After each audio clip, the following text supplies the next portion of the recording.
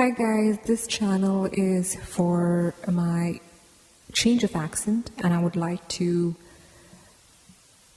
hear your feedback and please let me know if you find anything that is totally not in context with what I'm trying to say. I'll be reading The Design of Everyday Things by Donald A. Norman, and he's also the author of Emotional Design. I'll be starting off with chapter 1, that's the psychopathology of everyday things. Kenneth Olson, the engineer who founded and still runs Digital Equipment Corp., confessed at the annual meeting that he can't figure out how to heat a cup of coffee in the company's microwave oven. You would need an engineer degree to figure this out. You would need an engineering degree from MIT to work this. Someone once told me, shaking his head in puzzlement over the brand new digital watch. Well, I have an engineering degree from MIT. Kenneth Olson has 2 of them, and he can't figure out a microwave oven. Give me a few hours and I can figure out the watch. But why should it take hours? I have talked with many people who can't use all the features of their washing machine or cameras, who can't figure out how to work a sewing machine or a video cassette recorder, or habitually turn on the wrong stove burner. Why do we put up with frustrations of everyday objects with objects that we can't figure out how to use? With those neat plastic wrap packages that seem impossible to open, with doors that trap people, with washing machines and dryers that have become too confusing to use, with audio, stereo, television, video, cassette, recorders that claim in their advertisements to do everything. But they make of it almost impossible to do anything. The human mind is exquisitely tailored to make sense of the world, give it the slightest clue of how off it goes, providing explanation, rationalization, understanding. Consider the objects, books, radios, kitchen appliances, office machines, and light switches that make up our everyday lives. Well-designed objects are easy to interpret and understand. They contain visible clues to their operation. Poorly designed objects can be difficult and frustrating to use. They provide no clues or sometimes false clues. They trap the user and thwart the normal process of interpretation and understanding. Alas, poor design predominates. The result is a world filled with frustration, with objects that cannot be understood, with devices that lead to error. This book is an attempt to change that. The frustrations of everyday life. If I were placed in a cockpit of a modern jet airliner, my inability to perform gracefully and smoothly would neither surprise nor bother me. But I shouldn't have trouble with doors and switches, water faucets and stoves. Doors? I can hear the reader saying, "You have trouble opening doors?" Yes. I push doors that are meant to be pulled, pull doors that should be pushed, and walk into doors that should be slid. Moreover, I use others having the same problem. I see others having the same problem.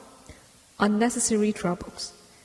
There are psychological principles that can be followed to make these things understandable and usable.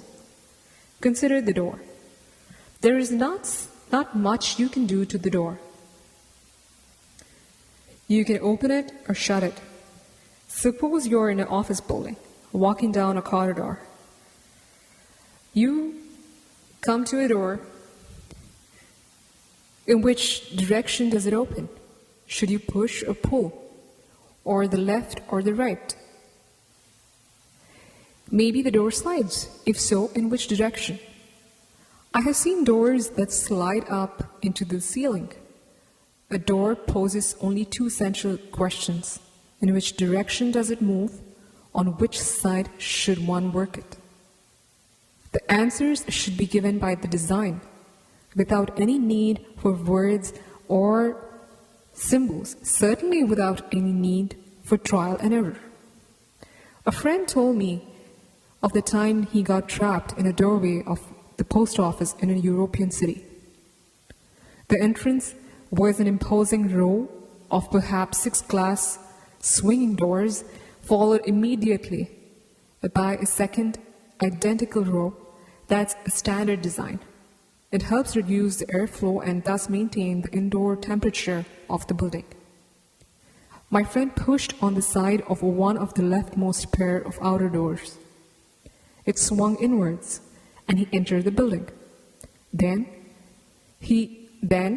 before he could get to the next row of doors, he was distracted and turned around for an instant. He didn't realize it at the time, but he had moved slightly to the right. So when he came to the next door and pushed it, nothing happened. He thought, must be locked. So he pushed the door side of the adjacent door. Nothing. Puzzled, my friend decided to go outside again. He turned around and pushed against the door, side of the door. Nothing. He pushed the adjacent door. Nothing. The door had just entered no longer worked. He turned around once more and tried the inside doors again. Nothing. Concerned, then mild panic, he was trapped. Just then, a group of people on the other side of the entranceway passed easily through both sets of doors. My friend hurried over to follow their path. How could such a thing happen? A swinging door has 2 sides.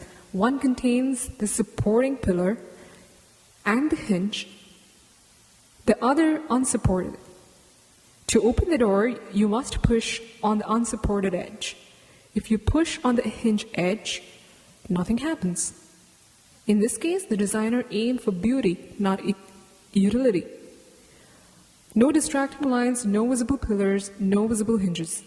So how can an ordinary user know which side to push? While distracted, my friend had moved towards the supporting pillar. So he was pushing the door on the hinged side. No wonder nothing happened. Pretty doors, elegant, probably won a design prize. The door story illustrates one of the most important principles of design, visibility. The correct parts must be visible, and they must convey the correct message. With doors that push, the designer must provide signals that naturally indicate where to push. These need not destroy the aesthetics. Put a vertical plate on the side to be pushed, nothing on the other, or make the supporting pillar visible. The vertical plate and the supporting pillar are natural signals, naturally interpreted, without any need to be conscious of them. I call the use of natural signals natural design and elaborate on the approach throughout the book. Thank you.